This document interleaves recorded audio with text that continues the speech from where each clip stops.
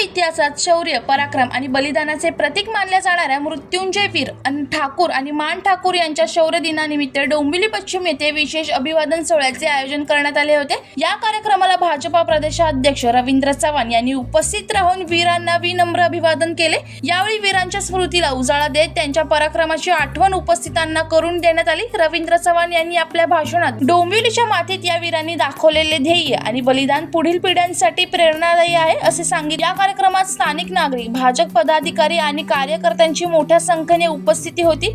इस्माईल शेख, जनशक्ती, डोंबिवली।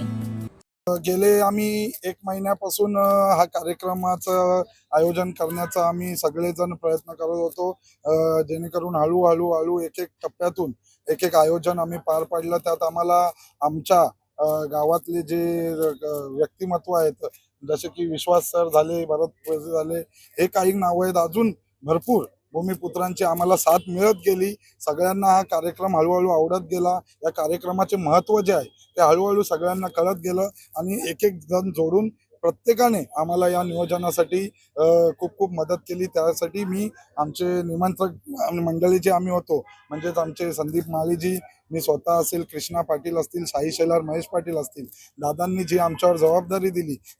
आमच्या आग्र्यांचा इतिहास सरांनी सर्व सांगितलेलंच आहे, तुम्ही ऐकलं असेलच, जास्त काही सांगणं बरोबर नाही। पण ज्या व्यक्तीमुळे एवढं मोठं शौर्यस्थळ उभं राहिलं, रवींद्र चव्हाण साहेब, त्यांची जी सर्व कृपा आहे आमच्यावरती, आणि कुठल्या राजकीय पक्षाचा कार्यक्रम नव्हता।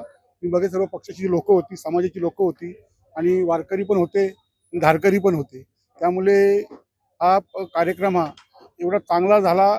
आम्ही होतो याचे आयोजक होतो, पण लोकांनी एवढा प्रतिसाद चांगला दिला आणि सरांनी सर्व नियोजन आम्हाला कालच सांगितलं होतं। त्यामुळे यांचे मी खूप आभार मानतो। आणि